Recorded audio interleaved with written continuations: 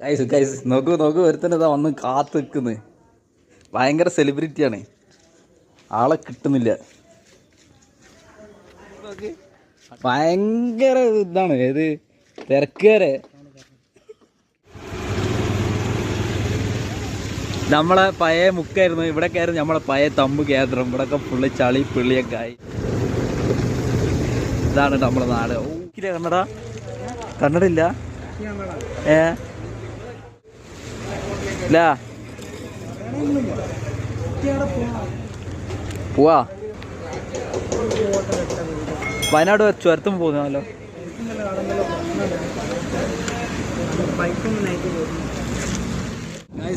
മഴയത്ത് ഞങ്ങൾ ബൈക്കിൽ യാത്ര ചെയ്യുകയാണ്. വണ്ടി ഓടിക്കുന്നത് മിസ്റ്റർ ഷെബിൻ ഷാദു പൊടിക്കൽ.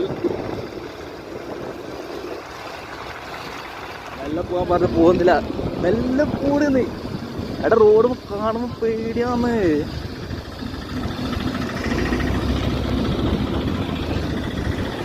കാണുന്നില്ല.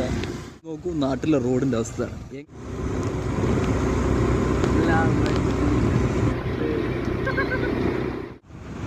മേപ്പട നെറ്റില്ലല്ലോ.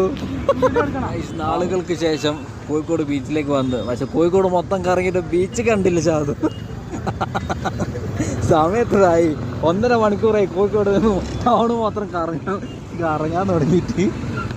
കോഴിക്കോട് ഒരാഴ്ച ഡെയിലി വിളിച്ചു കഴിഞ്ഞാൽ കോഴിക്കോടാ പോവുക, കോഴിക്കോട് പോയി വരികയെന്ന് പറയും. ഇപ്പൊ കോഴിക്കോട് ബീച്ചിലേക്ക് പോയപ്പോ വയ്യ അറിയില്ല എനിക്ക്. ആൾക്കാരോട് ചോദിച്ചിട്ട് പോകണം. എന്നോട് നന്ദി മുതൽ ഞാൻ പറയാൻ തുടങ്ങിയില്ലേ, കൊയിലാണ്ടിക്ക് ഞാൻ വണ്ടി ഓടിച്ച് വന്നിക്കില്ല.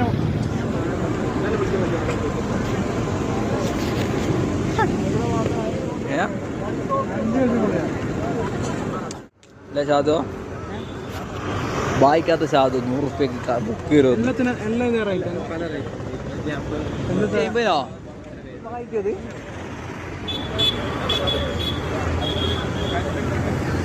കച്ചവടം ഷാദു കച്ചവടാക്കുന്നു. ഷാദുവിനെ ഹിപ്നോട്ടിസ് ചെയ്യാൻ പോകണം.